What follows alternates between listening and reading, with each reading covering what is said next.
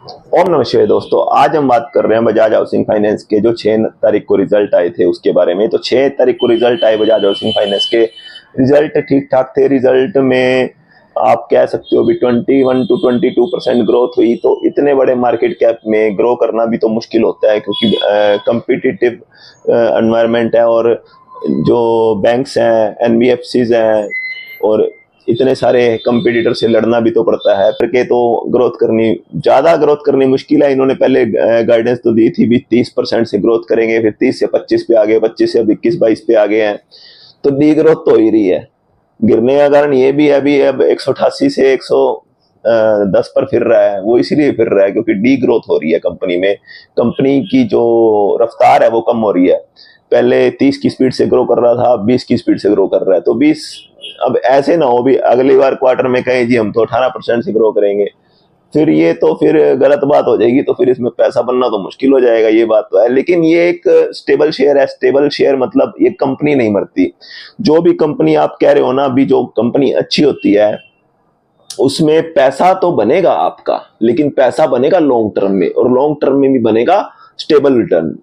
12%, 13%, 14% ऐसा बनेगा, क्योंकि कंपनी नहीं मरती है। बजाज जो फाइनेंस है इसका जो प्रमोटर वही है, उसके पास ही सारे शेयर हैं, 88% है। अगर बजाज हाउसिंग फाइनेंस को ग्रो करना है तो अपनी जो बोली हुई गाइडेंस के अकॉर्डिंग ग्रो करे, तो फिर ये भागने वाला शेयर बन जाएगा। तो इतने बड़े मार्केट कैप को लेकर भागना थोड़ा मुश्किल होता है। 91,000 का मार्केट कैप है इसका। प्राइस टू बुक जो है वो होम फर्स्ट फाइनेंस के से भी ऊपर है। तो होम फर्स्ट फाइनेंस का जो ग्रोथ है वो 26% की थी। उन्होंने भी यही बोला था भी 30% से ग्रो करेंगे, तभी तो वो शेयर गिर गया। वो री रेटिंग होती है वैल्यूएशंस की। आप कई बोलते हैं अभी वैल्यूएशंस का कोई लेना देना नहीं होता इसमें। वैल्यूएशंस की जो री रेटिंग है वो अपने हिसाब से होती है। अब इसका price to book 4 point something है, 4.3 4.4 के हिसाब से है बजाज हाउसिंग फाइनेंस का।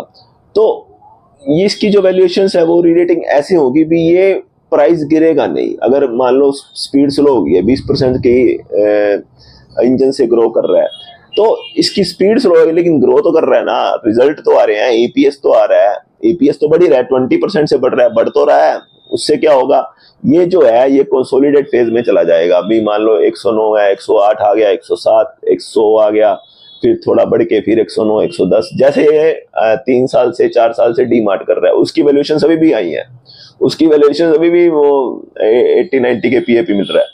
तो लेकिन वो काम नहीं कर रहा, उसकी तो डी ग्रोथ हो रही है।